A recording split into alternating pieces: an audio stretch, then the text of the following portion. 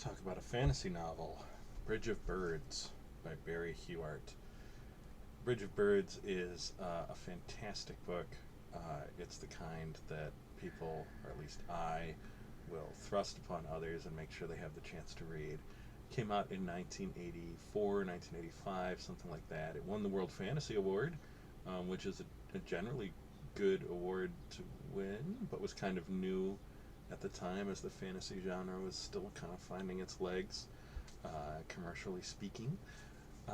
It is a novel set in what's called an ancient China that never was. That is, it's set in sort of a fictional amalgamation version of China, where lots and lots of different elements of Chinese culture, which do exist here in a sort of exaggerated and all at the same time kind of form, rather than being set in a precise era of Chinese history. So things from different elements and different eras of Chinese history all come together to interact. And it is just for commercial fiction, it's staggeringly well written. It's an adventure novel, it's a comedy, it's a growing up kind of story. It has a plot that is just sublimely put together. I'd say it's like a whole extra level more subtly complex than most adventure novels, which tend to be like A goes to B and B leads to C and then C wraps around to A and we're resolved. This one has just a wonderfully inlaid level of unexpected complexity that keeps expanding what the adventure itself is about. It begins when the main character, whose name is Number Tenox, and he is also writing the book. So, like books with this conceit, we know in advance that he's gonna survive. He's gonna survive, since he's writing the story as a remembrance.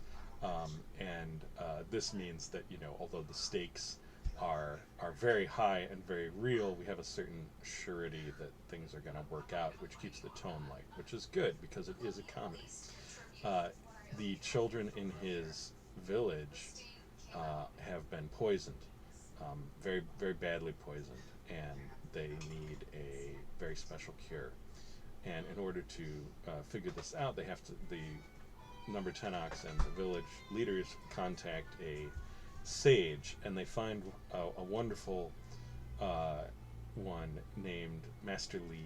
And Master Lee is that sitting drunk in a corner in smelly bad clothes, ready to stab anyone who disagrees with him, but secretly he's like the smartest man in the world, kind of sage, which is so much fun. This book, it has a lot of sort of conventions of adventure fiction, but the setting is so well done, and the presentation is so clean, um, efficient, that it all kind of comes to life and raises to another level.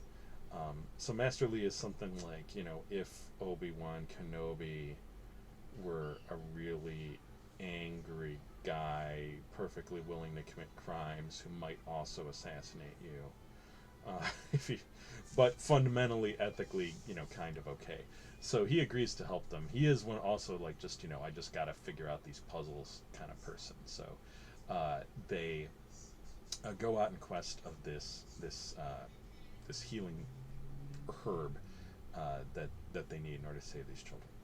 Uh, and this is where you get to the really clean economy. This book is not longer than your standard adventure novel. It's only 300 pages, but I would guess it packs in almost twice as much sheer storytelling and events, because Hewart knows, he was a screenwriter, so this may have helped. He knows that it's uh, it's better to tell things simply and straightforwardly than to try to decorate them too much.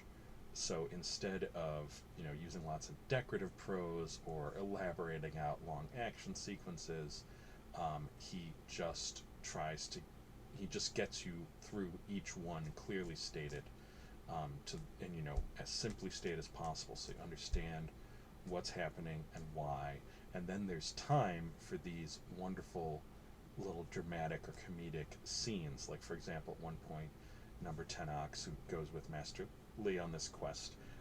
They need some money, so they're pulling this con on a rich miser, and you can hear the con working out while Number 10 Ox is also having a sort of romantic entanglement with the miser's wife. So they're doing that on one floor of the house that they're in, while the floor below, the miser is playing out his part in the con, and you can sort of go back and forth from one to the other, and it's this great juxtaposition because each is told in a way that makes it very funny. And that's not easy to do once, let alone twice. So the romantic entanglement is described in a way that makes it very funny and not at all weird, and the miser playing out the scene is done in a way that's very funny. So command of language, economy of action means that you get like twice as much story, twice as much plot, and because your imagination is free to decorate these scenes and to put voice to these characters, all of even the secondary characters who only appear in one scene are done very, very well. Plus, as the action weaves back and forth across China, characters who you thought might have been one-offs will return, so you cannot be sure who might not show up again and in what new context, because they change as the story goes on. You see, it's not just they're not flat characters who appear for a moment and then disappear. They're people who have actions which then cause them to re-interact with the main story in a way that you might not have expected. And the antagonists are great. At first, the antagonist seems to be this really rich, powerful woman who had been essentially the Empress of China and then had to leave, and now she wants the power back and so on. And she's great. You can just see any number of great actresses playing her. She's like, Cruella de Vil, but with all of China. And but then as the story keeps expanding, and as new elements come into play, new mysteries that have to be unraveled as part of this main plot to still heal these children, Huart does a fantastic job of not making it too easy to put everything together yourself, and yet to lay the plot elements into place for the big reveals. So you're 2/3 of the way through the book before generally the full structure of the story, how this quest to heal these children connects up with these much larger ancient plots, which are still moving after centuries, and which Number 10 Ox and Master Lee have sort of stumbled into, and how they are maybe being not exactly used, but maybe utilized, how their interest is maybe colliding with some of the other players in these plots' interest, and they're maybe being urged in a certain direction. This all manages to maintain its mystery. Certainly on the first read-through, I had no idea the connections that were coming, or the ways in which other characters might, reveal new things to them. And the final reveal, the big final reveal at the end of the book, I had no clue. That's very satisfying because, normally, if you read a certain amount of adventure fiction and quest fiction, it's not too difficult to see, oh, this person is really going to be that, and this guy is masquerading as this, and that kind of stuff. And so it's really nice when someone can still give you that, oh my gosh, kind of reaction. Also, the whole thing is tied together very well. At first, I really like stories where I really like adventures where the main impetus for the action is the desire to heal. And I love the idea of searching for a famous rare medicine that will heal a bunch of children. I mean, you couldn't ask for a more powerful impetus that will keep the heroes going, and you no longer need to worry about their motives. It's not like they're trying to catch a murderer or take vengeance on somebody. They have just a really profound, humane motive that gives them all the reason they need to just sort of endure and keep going. And then that's how the book gets going. But after the first, I don't know, third, shall we say, of the book, once they really are set off on the quest and trying to get close, it becomes clear that a new theme is going to be the main theme, and that theme is the, for better, the power of love. So they run into characters increasingly who are motivated by love and um, who teach them in different ways about the the motivating power of different kinds of love. And these aren't always pleasant lessons. Sometimes the power is shown how it can twist and lead to, bad behavior. But it's like that power of deep attachment. There's a very affecting moment, I think, about halfway through the book when Master Lee is telling Number 10 Ox more of his own life and reveals that he's, come to be very fond of Number 10 Ox and sees him almost as like the son that he never had. It's just a little bit of a one-off, but it confirms that the bond that they will need, because this adventure is very taxing on them and they almost get killed a dozen times. That Master Lee feels it too. He isn't like a distant wizardly figure like Gandalf or something who doesn't have much feeling, not often expressed anyway, for those who he is guiding through these perils. He has some sense of filial duty to Number 10 Ox, and of course filial duty is an extremely powerful form of love. And Number 10 Ox's own desire to heal these children, he's just such a good guy. He's just he's not a complicated torn hero. Number 10 Ox isn't. He wants these kids to get better because he loves them and he loves his village and he knows that it will never be the same, and he's just tortured by the vision of what happens if he fails. And so you can trust this guy. You can just trust his sense of what's right in the world. There were a couple follow-up books, and they draw even more on this idea of Number 10 Ox as an unusually innocent and ethically faithful person. So it's great. It's a great adventure book. The adventure scene, the bits of conflict are mixtures of comedy and excitement and tragedy. The antagonists are great. The actual obstacles they encounter are just fun and outsized and exotic, and not just that, they even come up with a good reason for why they're fun and outsized and exotic rather than being sort of just boring and tyrannical. There's actually a reason in story for why the adventure that they go through is so crazy, and it's really pleasing.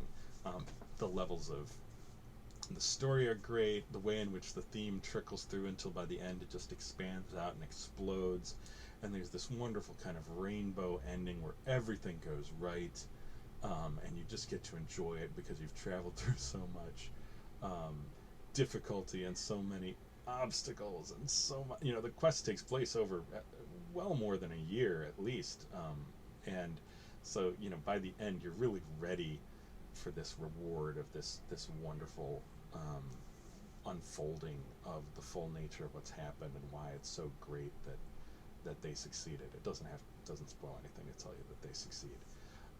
There were a couple other Master Lee and Number 10 Ox books. They were clearly set up well as sort of a series of chronicles. Like these would be Number 10 Ox's memoirs of all his main adventures with Master Lee, something like Holmes and Watson, where we can refer to ones that we only hear about and never really dig into. Huart seems to have simply gotten bored with writing them. The later two are fun, but they do not have the same level of joy in their construction that you can feel in Bridge of Birds. If you do read them, they're called The Story of the Stone. That's number 2, and that one is pretty good. It's almost it's a little repetitive of Bridge of Birds, but it's almost as good. And it is, of course, if you like these characters, it's a lot of fun. It has more dark horror in it than Bridge of Birds, although it still has some comedic moments. It has a very good section where Master Lee and Number 10 Ox take a bunch of hallucinogenic mushrooms. And when I want to reread it, sometimes I just skip to that passage and read those chapters because they're so much fun. Generally speaking, though, it doesn't come quite up to the mark. And then the third one is called Eight Skilled Gentlemen, which really is a step back. It's unfair to end a review of such a good book with talking about the weaker ones, but I don't know. It's sad. I think you can tell something about, like, the plot isn't as complicated, the reveals aren't as dramatic. It still covers new ground in universe, but it just doesn't come together to the same degree. There aren't as many pleasing moving parts. Masterly and Number 10 Ox seem to be going through the adventure at times more because they sort of know they're on an adventure. They don't have as much of that kind of unraveling a complicated mystery element. So, sadly, we did not get an entire series of committed books about these characters. But you know what? That's okay. There's nothing wrong with writing one superb book that people enjoy and do keep enjoying. I remember I learned about these books by visiting a bookstore which had bought the reprint rights from Hugh Arts publishers because they admired the book so much, and they really pushed the heck out of it and got people to read it. And that is the power of good work, is it does shine through. So for a fantasy novel that still puts a lot to shame, Bridge of Birds by Barry Hewart.